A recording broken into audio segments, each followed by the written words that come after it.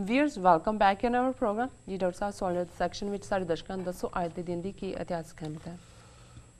ਅਕਾਲੀ ਦਲ ਦਾ ਗਠਨ 1921 ਦੇ ਵਿੱਚ ਹੋਇਆ ਹੈ ਔਰ ਸ਼੍ਰੋਮਣੀ ਅਕਾਲੀ ਦਲ ਦੇ ਪਹਿਲੇ ਪ੍ਰਧਾਨ ਸਰਮੁਖ ਸਿੰਘ ਝਬਾਲ ਬਣੇ ਜੀ।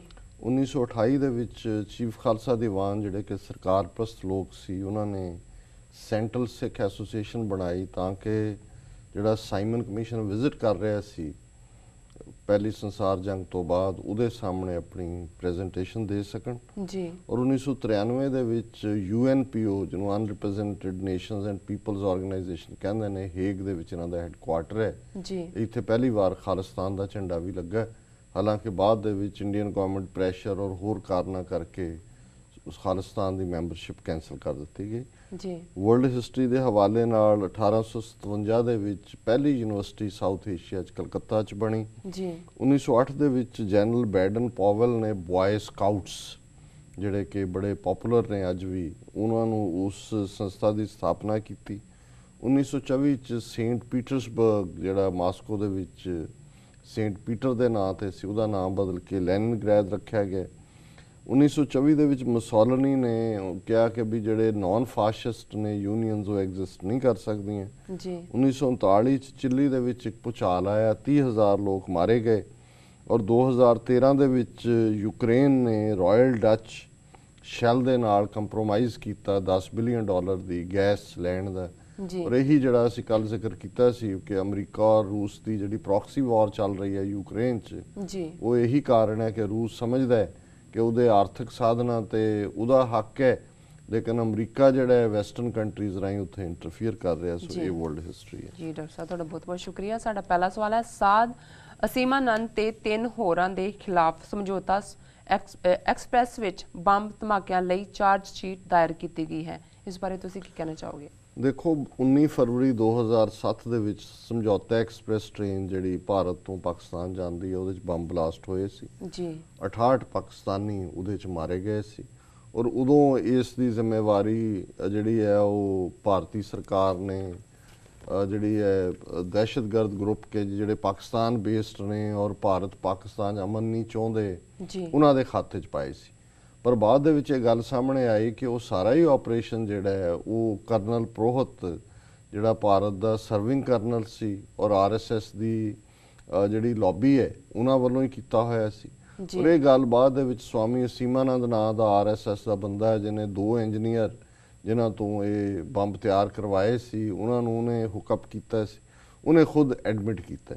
ਸੋ ਹੁਣ ਇਹ ਕੇਸ 19 ਫਰਵਰੀ 2007 ਦਾ 30 ਸਤੰਬਰ 2010 ਦੇ ਵਿੱਚ NIA ਜਿਹੜੀ ਕਿ ਇਸ ਮਾਮਲੇ ਦੇ ਵਿੱਚ ਸਪੈਸ਼ਲ ਨੈਸ਼ਨਲ ਇਨਵੈਸਟੀਗੇਟਿਵ ਏਜੰਸੀ ਬਣਾਈ ਗਈ ਸੀ, ਉਹਨਾਂ ਨੇ ਪੰਚਕੂਲਾ ਕੋਰਟ ਦੇ ਵਿੱਚ ਇਹ ਗੱਲ ਕਹੀ ਸੀ ਕਿ ਵੀ ਅਸੀਂ ਇਸ ਗੱਲ ਦੇ ਤੱਤ ਤੇ ਪਹੁੰਚੇ ਹਾਂ ਕਿ ਅਸੀਮਾਨੰਦ ਔਰ ਉਹਦੇ ਸਾਥੀ 2-3 ਹੋਰ ਜਿਹੜੇ ਨੇ ਉਹ ਇਹਦੇ ਲਈ ਜ਼ਿੰਮੇਵਾਰ ਨੇ।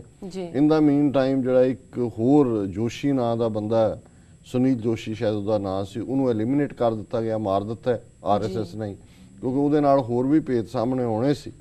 ਔਰ ਦੂਸਰੇ ਪਾਸੇ ਜਿਹੜਾ ਕਰਨਲ ਪ੍ਰੋਥ ਦਾ ਰੋਲ ਸੀ ਉਸ ਨੂੰ ਜਿਹੜਾ ਮਿਸਟਰ ਕਾਰਕਰੇ ਡਾਇਰੈਕਟਰ ਜਨਰਲ ਸਪੈਸ਼ਲ ਜਿਹੜਾ ਐਂਟੀ ਟੈਰਰਿਜ਼ਮ ਫੋਰਸ ਦਾ ਬੰਬੇ 'ਚ ਪਰਸੂਏਟ ਕਰ ਰਿਹਾ ਸੀ, ਉਸ ਕੇਸ ਨੂੰ ਪਰਸਿਊ ਕਰ ਰਿਹਾ ਸੀ, ਉਹਦਾ ਐਂਡ ਕਰ ਦਿੱਤਾ ਗਿਆ ਜਦੋਂ ਬੰਬਈ ਦੇ ਵਿੱਚ ਦਹਿਸ਼ਤਗਰਦ ਹਮਲਾ ਹੋਇਆ। ਨਾਲ ਹੀ ਕਾਰਕਰੇ ਨੂੰ ਚੁੱਕਤਾ ਹੈ ਕਿਉਂਕਿ ਪਹਿਲੀ ਵਾਰ ਕਾਰਕਰੇ ਨੇ ਤੱਥ ਸਾਹਮਣੇ ਲਿਆਂਦਾ ਸੀ ਕਿ ਵੀ serving even Indian army intelligence ਜਿਹੜੀ ਆ ਉਹ RSS ਦੇ ਨਾਲ ਰਲੀ ਹੋਈ ਹੈ ਔਰ ਇਹ ਜਿਹੜਾ ਬੰਬ ਬਲਾਸਟ ਹੈ ਸਮਝੌਤਾ ਐਕਸਪ੍ਰੈਸ ਉਹ RSS ਦਾ ਕੰਮ ਹੈ। ਸੋ ਅਸੀਂ ਸਮਝਦੇ ਹਾਂ ਵੀ ਹੁਣ ਇਹਨਾਂ ਨੇ ਕਿਹਾ ਜੀ ਅਸੀਂ ਇਹਨਾਂ ਨੂੰ ਚਾਰਜ ਕਰਾਂਗੇ। ਕਦੋਂ ਚਾਰਜ ਹੁਣ ਕੀਤਾ ਹੈ ਗੱਲ ਜੇ 2007 ਤੋਂ 7 ਸਾਲ ਚਾਰਜ ਕਰਦਿਆਂ ਲੱਗ ਗਏ ਜੀ। ਅਸਲੀ ਜਿਹੜੇ ਦੋਸ਼ੀ ਨੇ ਕਰਨਲ ਪ੍ਰੋਤ ਔਰ ਸਾਧਵੀ ਪ੍ਰਗਿਆ ਉਹ ਉੜ ਗਏ ਵਿੱਚੋਂ, ਉਹਨਾਂ ਦਾ ਮੁੜ ਕੇ ਨਾਂ ਹੀ ਨਹੀਂ ਆਇਆ, ਕਾਰਕਰੇ ਐਲੀਮੀਨੇਟ ਕਰ ਦਿੱਤਾ ਜੀ। ਹੁਣ ਇਹਨੂੰ ਕਰ ਦੇਣਗੇ ਚਾਰਜ, ਉਤਲੀ ਅਦਾਲਤ ਜਾ ਕੇ ਬਰੀ ਬੁਰੀ ਹੋ ਜਾਏਗਾ। ਸੋ ਜਿਹੜੀਆਂ 68 ਬੇਗੁਨਾਹ ਲੋਕਾਂ ਦੀਆਂ ਜਾਨਾਂ ਗਈਆਂ ਔਰ ਪਹਿਲੀ ਵਾਰੀ ਇਹ ਗੱਲ ਸਾਹਮਣੇ ਆਈ ਕਿ ਜਿਹੜਾ RSS ਦਾ ਟੈਰਰਿਜ਼ਮ ਹੈ ਉਹਦੇ 'ਚ ਇੰਡੀਅਨ ਆਰਮੀ ਡਾਇਰੈਕਟਲੀ ਇਨਵੋਲਵ ਹੈ। ਸੋ ਅਸੀਂ ਸਮਝਦੇ ਹਾਂ ਵੀ ਇਹ ਐਵੇਂ ਹੀ ਗੁੰਗਲੂਆਂ ਤੋਂ ਮਿੱਟੀ ਲਾਉਣ ਵਾਲਾ ਕੰਮ ਹੈ ਕਿ ਜੀ ਉਹਨਾਂ ਨੇ ਨੈਸ਼ਨਲ ਇਨਵੈਸਟੀਗੇਟਿਵ ਏਜੰਸੀ ਨੇ ਚਾਰਜ ਸ਼ੀਟ ਕੀਤਾ ਹੈ। ਆ ਪੱਥਰਬਾਲ ਇਸ਼ੂ ਦੇਖ ਲਓ ਕਸ਼ਮੀਰ ਦੇ ਵਿੱਚ, 5 ਕਸ਼ਮੀਰੀ ਜਿਹੜੇ ਘਰਾਂ 'ਚੋਂ ਚੁੱਕ ਕੇ ਮਾਰੇ, CBI ਨੇ ਉਹਨਾਂ ਨੂੰ ਦੋਸ਼ੀ ਮੰਨਿਆ, ਆਰਮੀ ਨੂੰ ਲੋਕਲ ਕੋਰਟਸ ਨੇ ਮੰਨਿਆ ਔਰ ਆਰਮੀ ਕੋਰਟ 'ਚ ਲੈ ਗਿਆ, ਉਹਨਾਂ ਨੂੰ ਬਰੀ ਕਰ ਦਿੱਤਾ ਹੈ। ਜੀ ਉਹ ਨਤੀਜੇ ਦੇ ਤੌਰ ਤੇ 35 ਸਿੱਖ ਜਿਹੜੇ ਮਾਰੇ ਗਏ ਚਿੱਠੀ ਸਿੰਘਪੁਰਾ, ਉਹ ਵੀ ਕੇਸ ਗਾਇਬ ਹੋ ਗਿਆ। ਇਹ ਵਿਚਾਰੇ 5 ਬੇਗੁਨਾਹ ਵੀ ਖਤਮ ਹੋ ਗਏ ਨਹੀਂ, ਔਰ ਉਹਨਾਂ ਦਾ ਕੇਸ ਵੀ ਖਤਮ ਹੋ ਗਿਆ। ਹੁਣ ਆ ਗਿਆ ਜੀ ਫਾਰੂਕ ਅਬਦੁੱਲਾ ਨਾਰਾਜ਼ ਹੈ, ਉਮਰ ਅਬਦੁੱਲਾ ਨਾਰਾਜ਼ ਹੈ, ਤੇ ਜਿਨ੍ਹਾਂ ਦੇ ਮਾਰੇ ਗਏ ਬੰਦੇ ਉਹਨਾਂ ਨੇ ਅੱਜ ਮੀਡੀਆ ਨੂੰ ਕਿਹਾ ਜੀ ਹੁਣ ਤਾਂ ਸਾਡੇ ਕੋਲ ਇੱਕੋ ਉੱਪਰਲੀ ਅਦਾਲਤ ਹੈ, ਰੱਬ ਦਾ ਘਰ ਹੈ ਜਿੱਥੇ ਸਾਨੂੰ ਇਨਸਾਫ ਮਿਲੇਗਾ। ਸੋ ਅਸੀਂ ਸਮਝਦੇ ਹਾਂ ਵੀ ਸਮਝੌਤਾ ਐਕਸਪ੍ਰੈਸ ਹੋਏ, ਚਿੱਠੀ ਸਿੰਘਪੁਰਾ ਹੋਏ, ਨਵੰਬਰ 84 ਹੋਏ, ਹੋਰ ਕਤਲੇਆਮ ਹੋਣ, ਘੱਟ ਗਿਣਤੀਆਂ ਦੇ ਨਾਲ ਇਵੇਂ ਹੀ ਹੁੰਦਾ ਰਹੇਗਾ। ਔਰ ਕੋਈ ਵੀ ਜਿਹੜਾ ਰੀਅਲ ਦੋਸ਼ੀ ਨੇ ਹਿੰਦੂਤਵੀ, ਉਹਨਾਂ ਨੂੰ ਕਦੇ ਵੀ ਕਿਸੇ ਨੇ ਹੱਥ ਨਹੀਂ ਪਾਉਣਾ। ਜੀ ਡਾਕਟਰ ਸਾਹਿਬ ਤੁਹਾਡਾ ਬਹੁਤ ਬਹੁਤ ਧੰਨਵਾਦ। ਹੁਣ ਸਾਡੇ ਦਰਸ਼ਕਾਂ ਨੂੰ ਦੱਸੋ ਅੱਜ ਦਾ ਵਿਚਾਰ। ਅੱਜ ਦੇ ਵਿਚਾਰ ਲਈ ਅਸੀਂ ਭਾਈ ਗੁਰਦਾਸ ਜੀ ਦੇ ਇੱਕ ਬਿੱਤ ਨੰਬਰ 36 ਨੂੰ ਚੁਣੇ, ਜੀ ਜਿਹਦੇ ਚ ਭਾਈ ਸਾਹਿਬ ਕਹਿੰਦੇ ਨੇ, ਨਿਰਗੁਣ ਸਰਗੁਣ ਕੈ ਅਲਖ ਅਭਿਗਤ ਗਤ, ਪੂਰਨ ਬ੍ਰਹਮ ਗੁਰ ਰੂਪ ਪ੍ਰਗਟਾਏ ਹੈ। ਜੀ ਸਰਗੁਣ ਸ਼੍ਰੀ ਗੁਰੂ ਦਰਸ ਕੈ ਧਿਆਨ ਰੂਪ, ਅਕੁਲ ਅਕਾਲ ਗੁਰ ਸਿੱਖਨ ਦਿਖਾਏ ਹੈ। ਨਿਰਗੁਣ ਸ਼੍ਰੀ ਗੁਰ ਸ਼ਬਦ ਅਨਹਦ ਧੁਨ, ਸ਼ਬਦ ਬੇਦੀ ਗੁਰ ਸਿੱਖਨ ਸੁਨਾਏ ਹੈ। ਚਰਨ ਕਮਲ ਮਕਰੰਦ ਨਹਿ ਕਾਮ ਤਾਮ, ਗੁਰ ਸਿੱਖ ਮਧੂ ਕਰ ਗਤ ਲਪਟਾਏ ਹੈ। ਜੀ ਇਹ ਉਸੇ ਹੀ ਵਿਚਾਰ ਦੀ ਲਗਾਤਾਰਤਾ ਹੈ ਜਿਹਦੇ ਚ ਭਾਈ ਸਾਹਿਬ ਨੇ ਨਿਰਗੁਣ ਸਰੂਪ ਅਕਾਲ ਪੁਰਖ ਨੂੰ ਸਰਗੁਣ ਦੇ ਰੂਪ ਚ ਗੁਰੂ ਜੋਤ ਦੇ ਵਿੱਚ ਦੇਖ ਕੇ ਕਿ ਕਿਵੇਂ ਗੁਰੂ ਰੂਪ ਗੁਰੂ ਜੋਤ ਗੁਰਸਿੱਖਾਂ ਦੇ ਨਾਲ ਫਿਰ ਉਹ ਆਪਣੇ ਨਿਰਗੁਣ ਸਰੂਪ ਦਾ ਹੀ ਇੱਕ ਪਰਛਾਵੇਂ ਵਾਂਗ, ਉਸ ਦੀ ਇੱਕ ਹੋਂਦ ਵਾਂਗ ਆਪਣਾ ਆਪਾ ਜਤਾਉਂਦੇ ਨੇ। ਜੀ ਸੋ ਭਾਈ ਸਾਹਿਬ ਕਹਿੰਦੇ ਨੇ ਕਿ ਉਸ ਵਾਹਿਗੁਰੂ ਦਾ ਨਿਰਗੁਣ ਤੇ ਸਰਗੁਣ ਇੱਕੋ ਹੀ ਰੂਪ ਹੈ, ਉਹ ਅਲੱਖ ਹੈ, ਉਸ ਨੂੰ ਲਖਿਆ ਨਹੀਂ ਜਾ ਸਕਦਾ, ਉਸ ਨੂੰ ਬਿਆਨਿਆ ਨਹੀਂ ਜਾ ਸਕਦਾ, ਔਰ ਉਹ ਇਨਡੈਸਟਰਕਟੀਬਲ ਹੈ, ਅਭਿਗਤ ਗਤ, ਉਸ ਦੀ ਗਤ ਕੋਈ ਨਹੀਂ ਜਾਣ ਸਕਦਾ, ਉਸ ਨੂੰ ਉਸ ਦੀ ਜਿਹੜੀ ਹੋਂਦ ਹੈ ਉਸ ਬਾਰੇ ਕੋਈ ਜਾਣ ਨਹੀਂ ਸਕਦਾ। ਸਰਗੁਣ ਸ਼੍ਰੀ ਗੁਰ ਦਰਸ ਕੇ ਪੂਰਨ ਬ੍ਰਹਮ ਗੁਰ ਗੁਰ ਰੂਪ ਪ੍ਰਗਟਾਏ।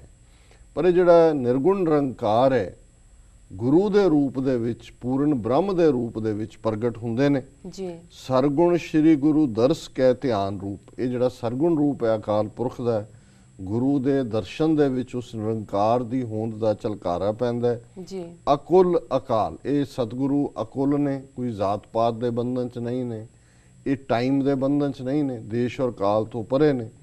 ਔਰ ਗੁਰਸਿੱਖਾਂ ਨੂੰ ਵੀ ਇਹੀ ਫਿਰ ਉਪਦੇਸ਼ ਗੁਰੂ ਨੇ ਸਮਝਾਇਆ ਹੈ ਕਿ ਜ਼ਾਤ ਪਾਤ ਨਸਲ ਧਰਮ ਦਾ ਵਿਤਕਰਾ, ਇਸ ਤੋਂ ਉੱਪਰ ਉੱਠ ਕੇ ਉਸ ਨਿਰੰਕਾਰ ਦੀ ਜੋਤ ਨੂੰ ਹਰ ਇੱਕ ਦੇ ਵਿੱਚ ਦੇਖੋ। ਜੀ ਨਿਰਗੁਣ ਸ਼੍ਰੀ ਗੁਰ ਸ਼ਬਦ ਅਨਹਦ ਧੁਨ, ਇਹ ਨਿਰਗੁਣ ਦੇ ਨਾਲ ਜਦੋਂ ਸਿੱਖ ਜੁੜਦਾ ਹੈ ਤੇ ਫਿਰ ਗੁਰੂ ਹਰ ਸਿੱਖ ਦੇ ਅੰਦਰ ਉਹ ਅਨਹਦ ਧੁਨ ਜਿਹੜੀ ਬਿਨਾਂ ਵਜਾਏ ਵੱਜਦੀ ਹੈ, ਆਨੰਦ ਦੀ ਪ੍ਰਤੀਤੀ ਦਿੰਦੀ ਹੈ। ਜੀ ਸ਼ਬਦ ਬੇਦੀ ਗੁਰ ਸਿੱਖਨ ਸੁਨਾਏ ਹੈ, ਸਿੱਖਾਂ ਨੂੰ ਉਸ ਅਨਹਦ ਧੁਨ ਦਾ ਆਨੰਦ ਜਿਹੜਾ ਉਹ ਮਹਿਸੂਸ ਹੁੰਦਾ ਹੈ।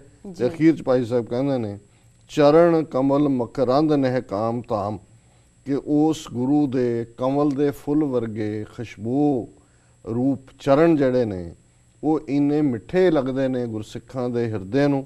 ਗੁਰਸਿੱਖ ਮਧੂ ਕਰ ਗਤ ਲਪਟਾਏ ਹੈ, ਕਿ ਗੁਰਸਿੱਖ ਉਹਨਾਂ ਦੇ ਨਾਲ ਇਵੇਂ ਹੀ ਜਿਵੇਂ ਭੌਰਾ ਫੁੱਲ ਦੇ ਨਾਲ ਚੰਬੜ ਜਾਂਦਾ ਹੈ, ਇਵੇਂ ਸਿੱਖ ਆਪਣੇ ਗੁਰੂ ਨੂੰ ਪਿਆਰ ਕਰਦੇ ਨੇ, ਕਿਉਂਕਿ ਗੁਰੂ ਨਿਰਗੁਣ ਦਾ ਹੀ ਸਰਗੁਣ ਰੂਪ ਹੈ। ਜੀ ਡਾਕਟਰ ਸਾਹਿਬ ਤੁਹਾਡਾ ਬਹੁਤ ਬਹੁਤ ਧੰਨਵਾਦ, ਤੁਸੀਂ ਅੱਜ ਦਾ ਵਿਚਾਰ ਸਾਡੇ ਦਰਸ਼ਕਾਂ ਨਾਲ ਸਾਂਝਾ ਕੀਤਾ। ਵੀਅਰ ਸਾਡੇ ਪ੍ਰੋਗਰਾਮ ਦਾ ਸਮਾਂ ਇੱਥੇ ਸਮਾਪਤ ਹੁੰਦਾ। ਤੁਸੀਂ ਆਪਣੀ ਰਾਏ ਤੇ ਸੁਝਾਅ ਸਾਨੂੰ ਭੇਜਣਾ ਨਾ ਭੁੱਲਣਾ।